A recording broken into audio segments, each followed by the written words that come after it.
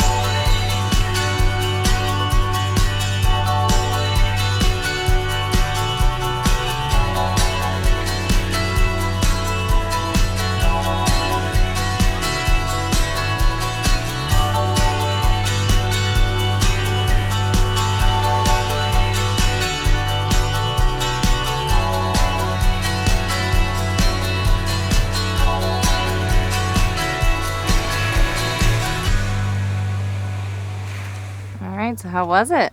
Just got done the first session on our trip down south. Pretty good.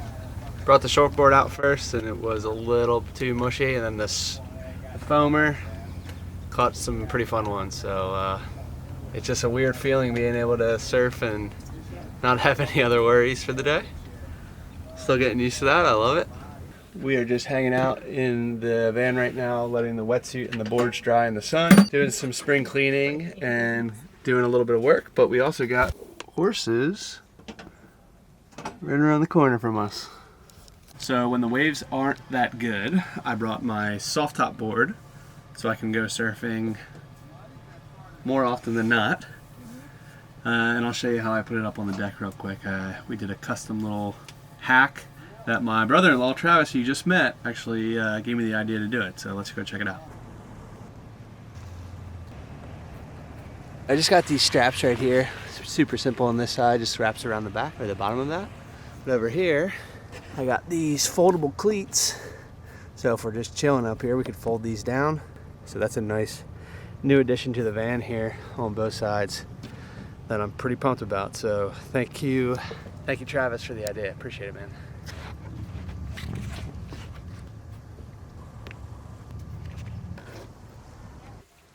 Alright, so we're doing a quick fill of the water tanks and then we are headed to Assateague in Virginia.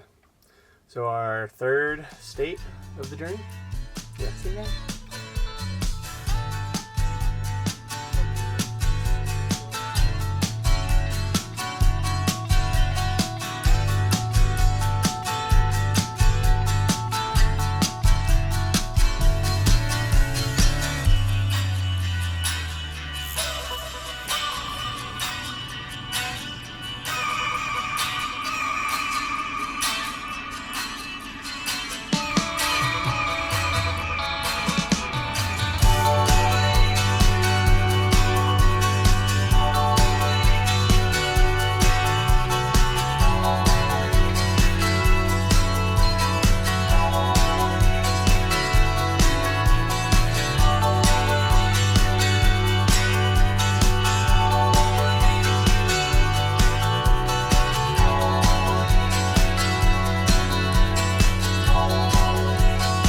So the Assateague Lighthouse was built in 1867 and it is still maintained today.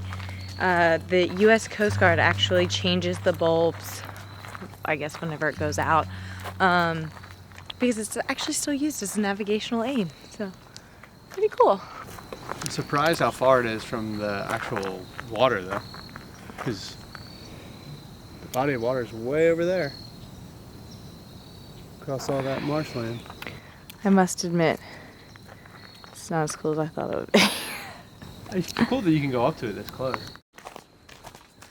We were debating on coming here for sunset, but it's really not that good for it. So we're gonna go over to Tom's Cove, which is right along the beach, and you get great view of sunrise or sunset depending on what time of day you are there. You can see both the bay and the ocean, so it's gonna be perfect. What's for dinner tonight? 1 pot lemon pepper chicken with orzo. What? Wish me luck. Well, at least we have a view tonight as we cook dinner.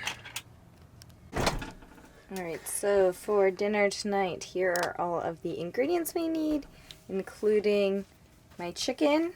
So, wish me luck. Good luck. Alright, so first add a little bit of oil to your pan and let your oil heat up a bit. Make sure to season both sides with your lemon pepper. I already did the other side, so now I'll just quickly season this side. Make sure to flip your chicken so it's cooked all the way through.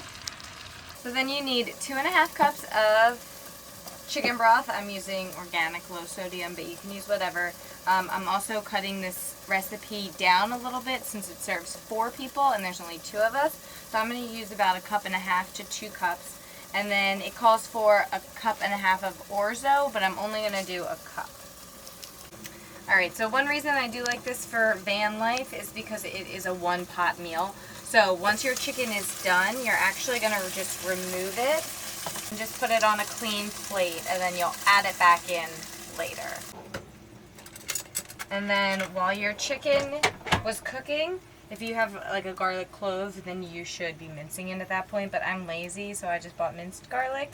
It should be 2 cloves. I don't really know what 2 cloves is off the top of my head, but I like garlic, so fine. Once your garlic is browned, just add your chicken broth. Make sure during this part that you kind of scratch along the bottom of the pan to get all of the juices and the seasonings from the chicken. That way it doesn't just burn onto the bottom of the pan. Next, you just want to add your parsley and a little bit more lemon pepper to the mixture. Lemon pepper, I would say, just a good shake. And this is supposed to be 1/4 of fresh parsley, but unfortunately we don't have any, so I'm just going to use some parsley flakes and just eyeball it up. I'm sure my measurements are really helping you make this at home. Now once you've added all of your chicken broth and seasoning, you just want to add the orzo. At this time you also want to add your chicken that you took out back into the pan. Cover, and now we wait for it to boil. And then once everything is plated, just add some feta and a little bit of green onion. Voila. Looks good. All right, this gourmet meal in the van, am I lucky or what? Here's the taste test. Hopefully I'll be more descriptive than our donut reviews. I'm still working on that. Oh yeah, I could have this a lot. I give it an 8 out of 10. The feta, 8 out of 10. Chicken, risotto. Orzo. Chicken, orzo, feta, green pepper. I think the feta, well, It's a little peppery. it's not key, but I could have probably chilled a little bit with the pepper, but it's good. I figured it was a nice change. Something different.